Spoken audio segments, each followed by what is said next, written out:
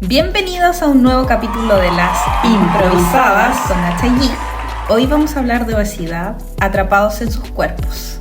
Recuerden que este es un espacio para encontrarnos en una conversación nutritiva con historias reales donde reflexionaremos de la vida, la comida, el movimiento y las emociones. ¿Cómo estás, Nacha querida? Estoy bien, contenta porque vamos a grabar ya nuestro 5º capítulo. Es un capítulo bastante amplio, pero quisimos darle el enfoque que Nacha y G le quieren dar a este capítulo especial, que es obesidad y las distintas aristas y distintos factores que conllevan a hablar sobre la obesidad hoy en día, porque es un tema que también es muy controversial. Hay que tener sutileza para tratarlo. Totalmente.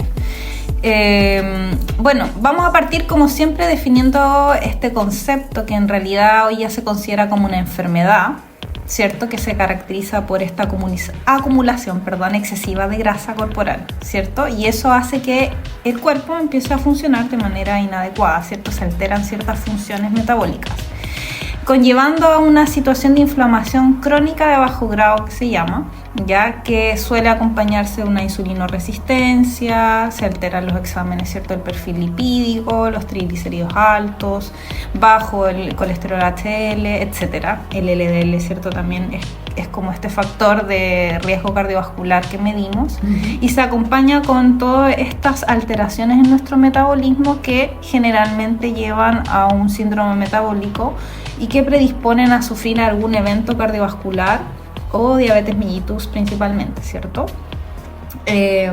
Pero también existen otras miradas de la obesidad y existen también otros tipos de obesidad, como aquellas genéticas, pero son como muy pocos, digamos, casos, como un síndrome de Prader-Willi que se acompaña con este tipo de, ¿cierto? Vamos a hablar de un enfoque, perdón. Pero si no, dale nomás. Si nos vamos a enfocar en obesidades más multifactoriales, ¿cierto? Yes. Antes siempre se hablaba que la obesidad se causaba por este desbalance entre la ingesta de alimentos y el gasto, ¿cierto?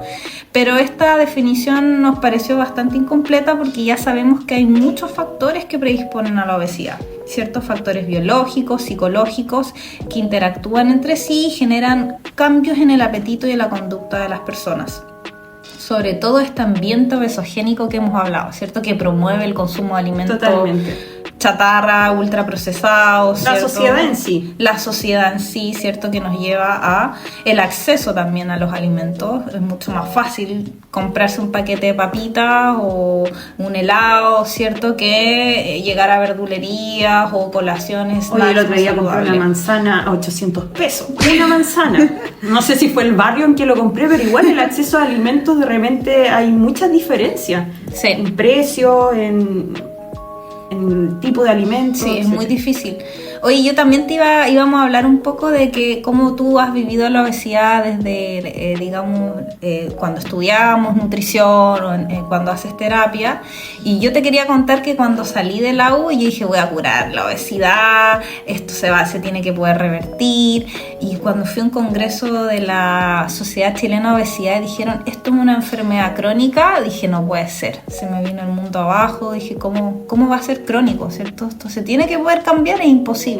Claro, y ya tratarlo como una enfermedad es muy distinto. Me decir, oye, ahí va la persona gordita, o yo estoy un poco más rellenita. Sí. No, ya cuando hablamos de una enfermedad y crónica, hay que tener y hay que darle la importancia que conlleva el tratamiento de una enfermedad crónica. Totalmente, y no enfocarlo solamente en esa voluntad, ¿cierto? Es que ¿por qué no para de comer? Mira, oye, pero si mira todo lo que está comiendo, que muchas veces obviamente no se dan cuenta, o como lo mencionamos en una de nuestras reuniones, están escondiéndose de algo, ¿cierto? Están tratando de ocultar algo en sus cuerpos. Sí, desde una mirada más de la bioneuroemoción o biodescodificación, siempre está la salud mental, situaciones, particularmente traumas o situaciones que tienen relación directa con la mamá o el entorno familiar, que hacen que una persona genere mecanismos de defensas corporales tipo grasa para proteger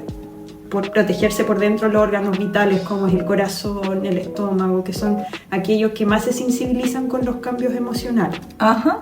Bueno, y este exceso de consumo de alimentos, ¿cierto? Que también hay que hablar un poco que existen predominancias en cada ser humano, y también eso tiene que ver con cómo fue la alimentación de la mamá en el embarazo, en la infancia sobre todo, que ya sabemos que niños obesos tienen mucho más riesgos de ser adultos obesos, ¿cierto? Sí, hay una relación directa. Y si tu mamá fue obesa y tu papá, ambos, ya el riesgo se va disparando.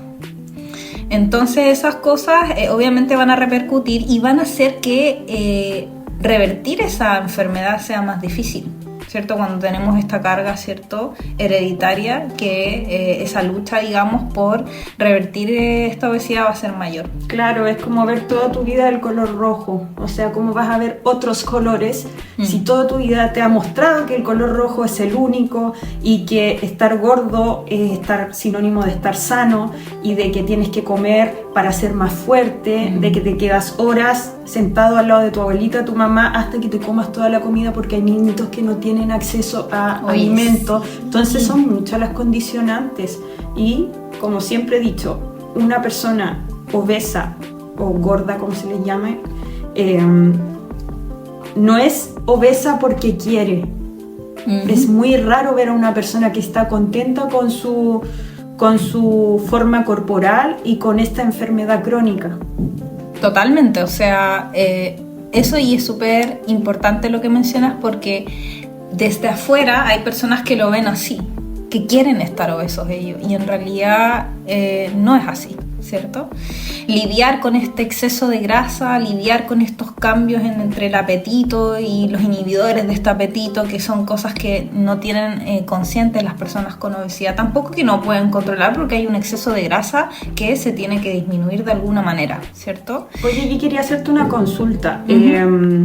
Tú que te manejas más desde el punto de vista, o sea, ambas nos manejamos, pero ¿qué nos podrías contar acerca de lo que se genera principalmente a nivel fisiológico en el aumento del tejido adiposo?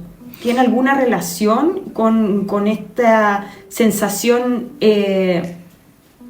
o estas características de una persona de querer comer más al tener más tejido adiposo o menos? Claro, o sea, este exceso genera un desbalance hormonal entre estos reguladores del apetito y cierta saciedad, y hablamos de un exceso de leptina, que luego se produce una resistencia a este regulador del apetito, y así con más, ¿cierto? Las células grasas, o sea, el adipocito empieza a aumentar su tamaño y su número, pero es el aumento del tamaño a nivel, digamos, de las vísceras central lo que genera más daño en nuestro metabolismo, ¿ya?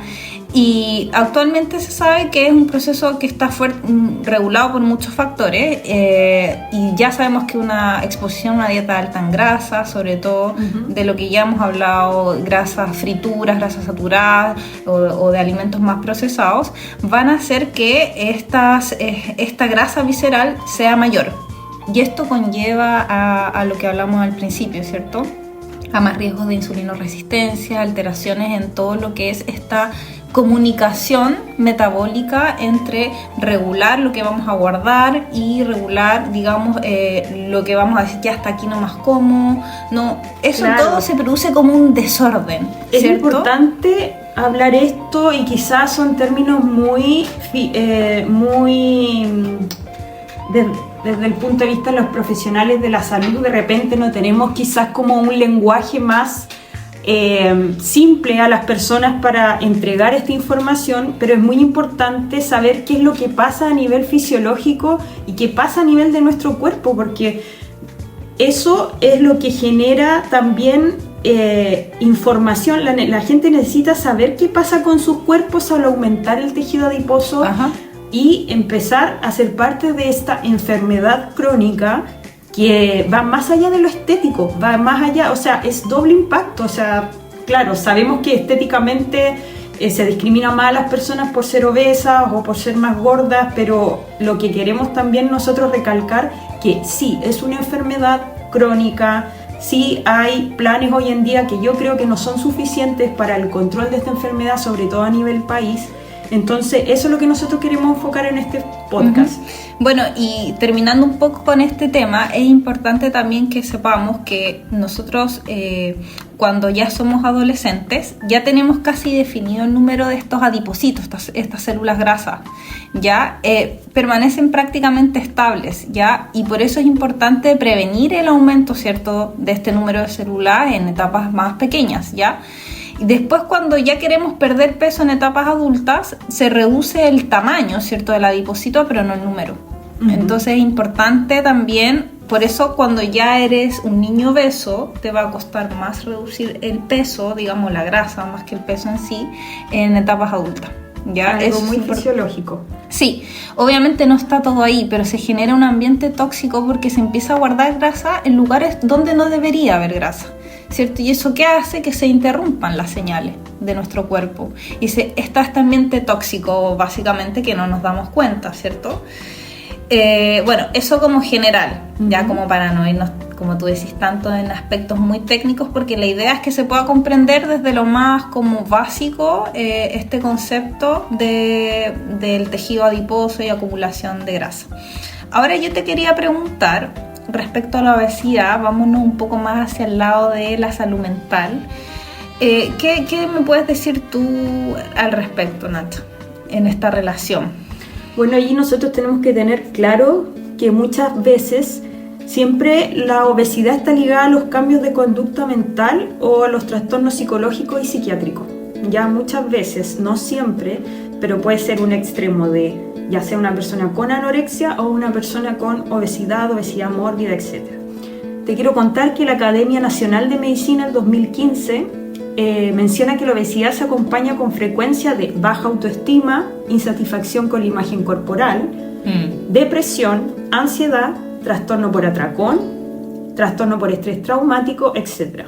Todo esto lo hablamos en el segundo episodio de nuestro podcast, por si quieren saber más información ahí pueden escucharlo y relacionarlo con este capítulo. Quiero hablar de los estigmas y las situaciones sociales cotidianas que se viven en el mundo de la obesidad. Por ejemplo, la frase de debería cerrar la boca. Oye, eso es típico. Muy típico. Estás así porque no te esfuerzas lo suficiente. Como que si una persona obesa no se esforzara, que fuera floja, no se quiere lo suficiente. Hay varios estigmas negativos en la sociedad ante las personas con esta enfermedad en sí. O deberías preocuparte más de cómo te ves. Son parte de los estigmas y frases que a la larga que convierten en peso emocional a las personas. Claro. ¿Ya? Una carga con la que están lidiando en todos los lugares, digamos, cuando se sientan en el metro, en la micro, ¿cierto? Que ocupan más espacio de lo que deberían, cómo te mira la gente en un restaurante, lo que pediste para comer, el médico incluso, totalmente. En el área de la salud también, colegas o distintos lugares, siempre está este estigma de la obesidad, siempre están siendo observados y juzgados por lo que hacen o incluso no están haciendo. De hecho, la norma tiende a hacernos creer que se trata de una elección de vida que hacen las personas, que eligen comer más o eligen no ejercitarse, y esas son sus consecuencias. Pero lo cierto es que la obesidad es una enfermedad crónica multifactorial y progresiva, ya que conjuga múltiples razones como la genética, el entorno, la misma salud mental en desarrollo.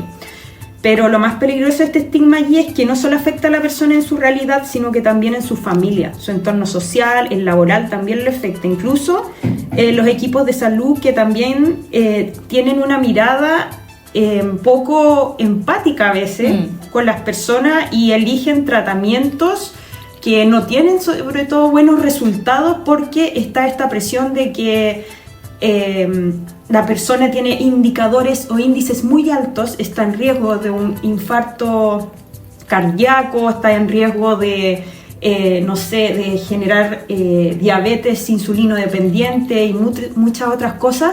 Entonces los médicos tratantes o los nutricionistas tratantes o los equipos que no tienen una mirada integral y psicología presionan al paciente y es por eso que hay poca adherencia o la gente se demora aproximadamente hasta 4 años en acudir a un profesional de la salud cuando ya tienen sintomatología, cuando ya están mal, caen hospitalizados o cuando ya no pueden caminar o cuando ya están con artrosis, artritis, como con las articulaciones súper dañadas, cuando ya emocionalmente no pueden más, recién acuden a un médico, y existe esto, la discriminación médica de de los profesionales de la salud. Entonces hay que tener cierto como, más allá de la empatía, manejo y herramientas para tratar a una persona con obesidad.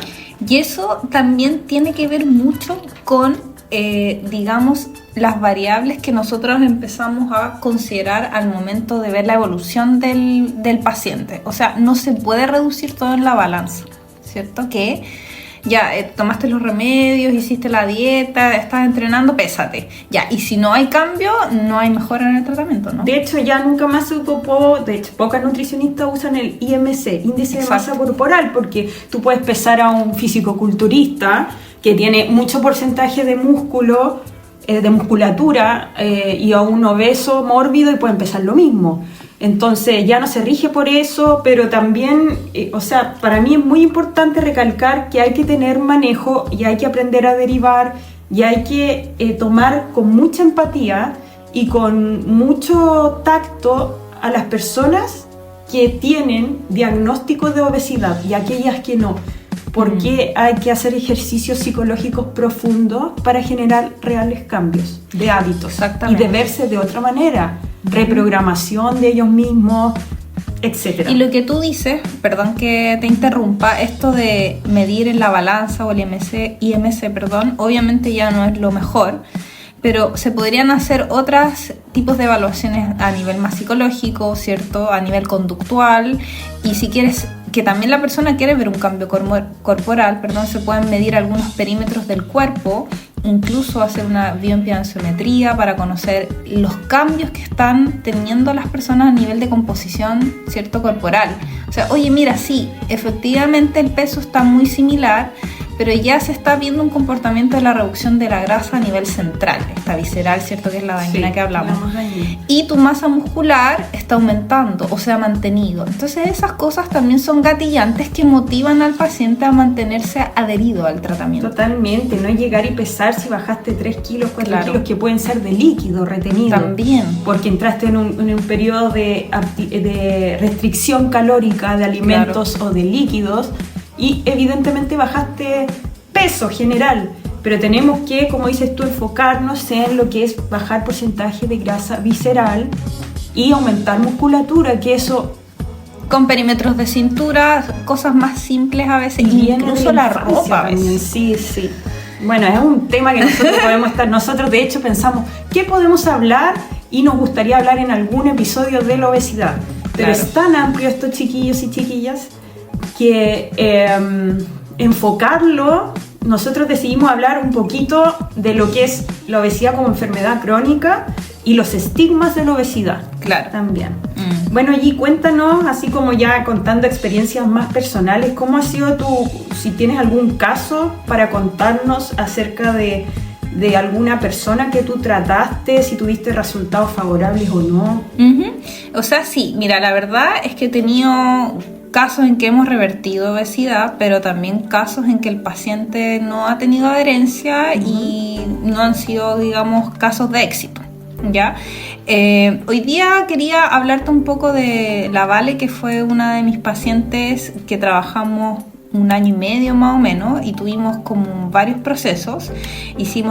Utilizamos distintas estrategias nutricionales, de hecho fue en periodo de pandemia bastante difícil después, y ella tuvo pérdidas, digamos, significativas en su peso corporal, pero llegó la pandemia, hubo un efecto de rebote, no recuperando el peso inicial, más o menos llegó a la mitad de lo que había bajado, luego volvió a bajar, pero siempre estaba este estigma de obesidad que era el mayor peso con el que ella cargaba. Entonces tuvo esta pérdida importante que de hecho se exige antes de que un paciente se opere, y ella tomó la decisión de hacerse una cirugía bariátrica. Ya, obviamente uno como terapeuta no puede decir, oye, no te hagas esto, ¿cierto? Es una decisión muy personal. Disculpa, ella tomó la decisión asesorada por algún otro profesional. Claro, sí, estuvo en un centro y todo. Así que nos enfocamos en que siguiera con pérdidas de peso y mantención del hábito de alimentación, ya, porque eso obviamente, y qué bueno que lo mencionas, porque se debe hacer, porque hay lugares donde llegan y operan. Y no es No llegar... hay psicólogo, no hay nada. seguimiento, no hay nada. Y no todos los pacientes con obesidad son candidatos a hacerse una cirugía. Eso es ¿ya? muy importante. Y eso es súper importante porque hay aspectos psicológicos que pueden después repercutir y generar más daño al paciente. Claro, si no hay una reprogramación mental, la persona se va a seguir viendo obesa y va a tener hábitos y actitudes de persona obesa en un cuerpo más delgado y en un estómago más reducido. Y eso a largo plazo podría el paciente recuperar más rápido el peso, y de hecho esa tasa no es tan baja, ¿ya? Pero surgieron cosas interesantes con ella en nuestras sesiones, y quería resaltar este ambiente obesogénico que le nombramos nosotros, donde hay tanto incentivo de comer cosas que nos hacen daño. Pero venían muchos de sus amigos y compañeros, y en nuestro proceso ella, por ejemplo, se llevaba la comida al trabajo y todos la miraban, ¿y qué estás comiendo? ¿Y qué puedo probar? Oye, pero ¿y por qué? ¿Y cuántas porciones? Y todo era cuestionado, todo era observado. Después le invitaban a comer y ella elegía un plato más saludable, pero ¿y por qué no comes esto y lo otro? Y Víctima así. del bullying. Claro. ¿Por qué no comes carne, por ejemplo? ¿O por qué no...? Sí, ¿por qué no eliges las hamburguesas? Etcétera, qué sé yo. Se sentía muy observada cuando estaba haciendo estos cambios, y eso es algo típico, ¿ya? Nosotros somos seres curiosos, nos gusta compararnos con los demás, entonces todos esos temas ella cargaba mucho con ello. Así que quería resaltar eso, que la manera en cómo nos valoramos depende mucho de nuestro entorno, y eso era justamente lo que le costaba a la Vale, reconstruir su autoestima y luchar con este estigma de la obesidad. Sus pensamientos saboteadores típicos eran: me da todo igual, no me puedo resistir, no tengo fuerza de voluntad, cuando todos comen yo quiero comer, cuando estoy triste, estresada, cansada, mañana voy a empezar a hacer la dieta o a cambiar, parte de, igual, me lo merezco, me todas lo esas merezco, cosas. sí. Uh-huh. Hoy día también escuchaba otro podcast, y de repente uno se informa de otros podcasts que hablaban justamente cómo te relacionas la comida, por ejemplo el dulce o una torta, con tu cumpleaños. Es un acto, un regalo, es como tu nuevo renacer, tu nuevo año, todos tus seres amados alrededor de una torta con tus deseos. O sea, ya de ahí parte todo. Mira, la comida. hoy nunca lo había pensado. No, yo tampoco. De hecho, me pareció como muy lógico que se asocie todo también, las reuniones familiares, a la comida. Claro. En el campo, en el sur, comer 3, 4 platos, come mijita, no has comido nada, no te gusta la comida, no te gusta estar con nosotros, todo se asocia. O sea, Oye, la de comida hecho con sí, lo emocional. esto, para cerrar mi caso, le pasaba eso. Su mamá, desde que ella tenía 9 años, ella se acuerda quizás de antes probablemente, le decía: no me molesta si no te como es todo, ¿ya? A mí no me molesta. Y se lo decía varias veces al día, y cuando había gente de afuera, etcétera. Y sus tías cercanas le daban golosinas siempre, ¿ya? Su hermano era el que más la cuidaba, pero estaba la tía y la mamá, que eran figuras, ¿cierto?, de autoridad, que trataban de suplir su ausencia, porque la mamá no estaba, ¿cierto?, con, no sé, pues comentarios fuera de lugar, lo que estamos hablando, o con golosinas, ¿cierto? Y bueno, hicimos un ejercicio que es el monstruo de la gula, que uno dibuja un monstruo que se relaciona a cómo me veo yo a mí misma cuando tengo ganas de comer, y ella siempre lo asociaba que estaba con mucho estrés, nerviosa, ansiosa, de ser aceptada, ya, sobre todo cuando estaba enojada y cuando se sentía sola. Y este monstruito se hacía más pequeño cuando hacía ejercicio, que ella hacía natación, que era como una red de apoyo muy fuerte, caminaba, conversaba con amigos, o pintaba, cosas simples. Sí, el tema de la aceptación es un temazo, porque muchas personas, por no sentirse distintas o evitar el bullying, caen en lo que hacen todos los demás. Y si todos los demás van a comer hand roll todos los días, pizza todos los días, ellas se adaptan a eso. Entonces es muy difícil, pero se puede recuperar un hábito de alimentación o tener un hábito de alimentación saludable si no tienes un contexto laboral, familiar que te favorezca. Sí. Yo te quiero contar de un caso que cuéntame atendí el tuyo. hace 2 años a una chica que se llama Gabriela, de 30 años, mamá de 4 hijos y con evidente obesidad, tipo 2, una obesidad ya bien alta, obesidad mórbida, presentando también hipotiroidismo, diabetes insulino dependiente, hipertensión y hipocolesterolemia, ¿ya? Sus últimos exámenes en mano, que llegó a mi consulta, están todos los indicadores súper altos. Ella muy asustada y cansada de llevar este estilo de vida estancado, como ella mencionaba, decidió hacer un cambio completo de alimentación y de una forma de verse distinta a sí misma. Con mucha apertura y amorosidad, la escuché sin juicios y críticas, sabiendo todo esto que hemos hablado. Entendí que ella desde pequeña vio en ella y su entorno la obesidad, lo que hablábamos recién, del sinónimo de gordita feliz y sana, con cachetitos rojitos, una niña gordita, amorosa, y eso la hacía conectar con su familia. Y como por parte como del proceso cultural que se vive sobre todo en los pueblos, de que claro, todo se origina en torno a la familia y tú nunca cuestiones a tu papá que tiene una obesidad súper mórbida y que toma mucho copete y que come mucho asado todos los fines de semana. Se normaliza muchísimo. Entonces empezamos a hablar primero de cómo ella se sentía en esa condición, en ese estado, la culpa que tenía de sentirse obesa también y los propios juicios internos, el miedo a morir. También lo hablamos harto en las sesiones, el miedo a morir de obesa y no poder ver crecer a su hijo. Entonces como que empezamos a abarcar desde lo psicoemocional hacia ya lo nutricional, y entonces con rutinas de ejercicios también que incorporamos al plan de alimentación, el aumento de consumo de agua, le recomendé algunos suplementos naturales y concentrados.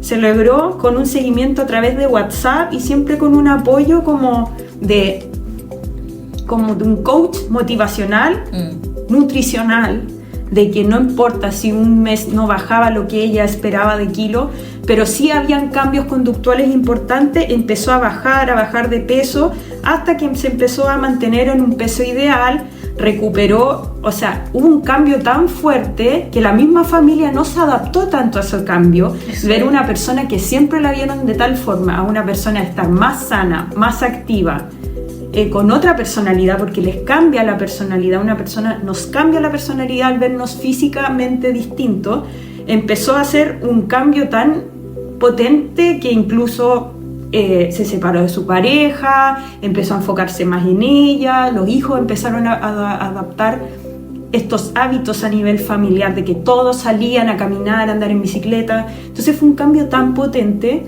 que hasta el día de hoy sigue sumergida en esa nueva vida. Qué increíble. Que fue solamente, imagínate llegar a esa motivación porque tienes miedo de morir.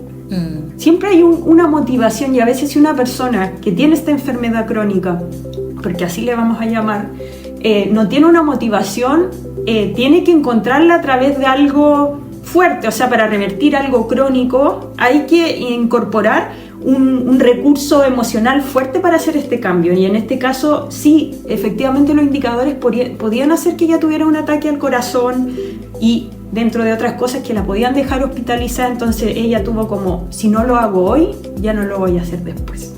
Y también hablar un poco, que interesante el caso de la mentalidad de cada ser humano, porque incluso hay casos que llegan a esos extremos, que han tenido infartos, pero ya en el siguiente infarto no siguen, ¿cierto? Entonces a veces esas alertas para algunas personas no son suficientes. Quizás son otro tipo de alertas los que lo van a movilizar, y en lo que tú dices es así.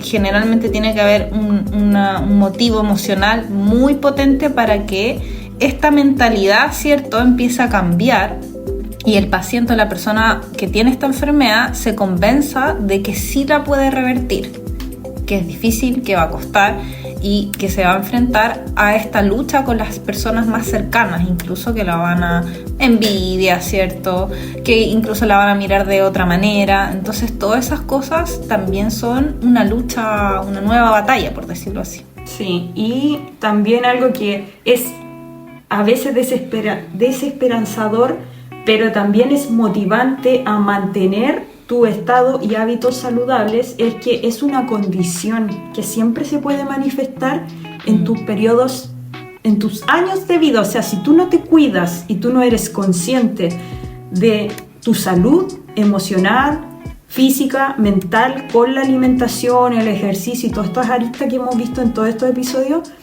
viene esta condición nuevamente. Puedes nuevamente caer en esta obesidad o obesidad mórbida crónica, y es difícil de revertir si tú no aplicas todas estas triadas o planes de distintas aristas, lo que hemos hablado. No sé si quieres concluir o reflexionar acerca de algo más.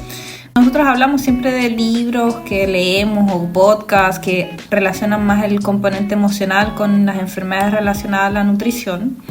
Y salir un poco de esto, empezar a tomar acción, hay que aprender a expresar las emociones, ¿ya? Reconocer el valor y las posibilidades que tiene cada ser humano en su vida, ¿ya?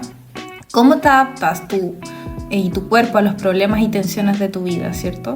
¿Cuáles son las causas mentales y emocionales de la obesidad, como el miedo o la escasez, ¿cierto?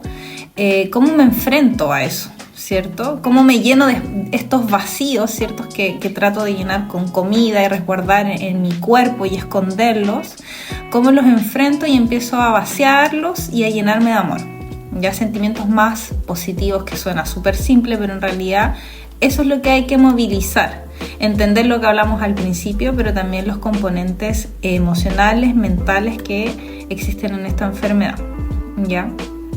Más que nada eso quería como reflexionar. No sé si tú quieres agregar algo. Me hiciste acordar de algo que escuché hoy día en la mañana, el body positive, que es como acepta tu cuerpo, tu condición. Claro. Que igual hay una delgada línea y es como un arma de doble filo. Y igual suena fuerte esa palabra. Hoy día ando fuerte, ando hardcore hoy día. Pero es importante, es como hasta qué límite nosotros aceptamos nuestro cuerpo. O sea, yo puedo tener una obesidad muy mórbida, estar muy enferma, fisiológicamente muy inflamada, con los niveles de cortisol súper elevados en todo mi cuerpo, generar posibles enfermedades autoinmunes, cáncer y todo, y hasta qué nivel yo acepto mi cuerpo tal cual es, mi cuerpo físico, emocional, porque así yo también lo veo. Entonces hay que saber que hay que tener como asesoría siempre, multiprofesional, psicólogos, especialistas en obesidad. Hay centros dedicados a la obesidad y obesidad mórbida. Hay personas que, si bien no pueden, han intentado muchos años bajar de peso. Existen esto de las cirugías bariátricas. Hay bonos del gobierno también que te pueden ayudar para poder costear una cirugía que va entre los 2,5 millones a 3 millones y con acompañamiento psicológico, psiquiátrico. Entonces hay que pedir ayuda, lo que siempre hablamos en todos los capítulos. Estamos nosotras como Gin, Nacha, como profesionales de la salud, como terapeutas también, para poder orientar a aquellas personas que están escuchando el podcast en este momento y tienen esta condición y necesitan orientación y ayuda. Estamos súper disponibles para todas las preguntas, para la orientación, para derivación, incluso para hacer los planes de nutricional integrales que ayuden a esta persona a cambiar ese concepto de sí mismo y adquirir nuevos hábitos y patrones. Cerrar un poco con las frases de nuestro libro, ¿cierto? Me encanta, ¿sí? El exceso de grasa que mi cuerpo almacena entre mi ser interior y el medio exterior me indica que inconscientemente busco o quiero aislarme, o bien en mi comunicación con el exterior, o incluso que existe una emoción o un sentimiento preso, aislado en mi interior y que ya no quiero ver. Es de alguna manera una función de supervivencia, ¿ya? El alimento terrestre representa también un alimento emocional. Ya, por lo tanto, como excesivamente para colmar ese vacío interior o para compensar aquello que emocionalmente me hace sentir aislado o aislada. Puedo vivir una gran inseguridad, tanto a nivel afectivo como material, e inconscientemente necesito almacenar para evitar cualquier penuria o carencia que podría ocurrir. ¿Ya? Es un poco una mirada más emocional de la obesidad. E incluso cerrar con que esta falta puede haber sido vivida en la infancia, como tú decías, y frecuentemente con la madre, o incluso se puede haber manifestado por momentos vividos de abandono, ¿cierto? De abusos sexuales, algún golpe emocional fuerte, una pérdida importante, y queda este vacío que se suple, obviamente, y se trata de llenar con la comida. Ya, a veces el ejercicio y la dieta simplemente no funcionan por sí solos, sino que son herramientas importantes que tienen que existir, pero siempre acompañado, como tú dices, de qué es lo que está pasando, cómo yo vivo esta obesidad y cómo salgo de acá desde el punto de vista emocional, ¿cierto? Ujú. ¿Qué es lo que está pasando dentro de mí que necesito comer para llenar estos vacíos? ¿Cuál es el vacío? ¿Cierto? ¿Cuáles son esos vacíos? Bueno, qué profundo. Estamos este muy capítulo es profundo. muy Oye, profundo y realmente nos hemos saltado mucho el guión y hemos estado no improvisando, sino que contando las experiencias que hemos vivido como profesionales de la salud, como nutricionistas y terapeutas a la vez, terapeutas de alimentación emocional. Entonces, claro. Queríamos contarle un poquito de lo que es este amplio concepto de obesidad y agradecer a todas aquellas personas que nos escuchan siempre en nuestros capítulos. Esperamos que les haya gustado. Vamos a decirles que a mí me pueden encontrar en mi Instagram van_active o en www.van.cl. Y ahí pueden ver un poco de qué se tratan mis programas, testimonios y agendar un encuentro de nutrición que es 1 a 1 para que podamos conocernos inicialmente y hacer algún proceso juntos. Súper, a mí me pueden seguir en nachadelvalle.terapias en Instagram y en Facebook, y ahí van a ver también un poco de lo que yo hago dentro de lo que es la medicina china integral. Que estén bien, muchas gracias, nos vemos pronto. Un abrazo. Chao, chao.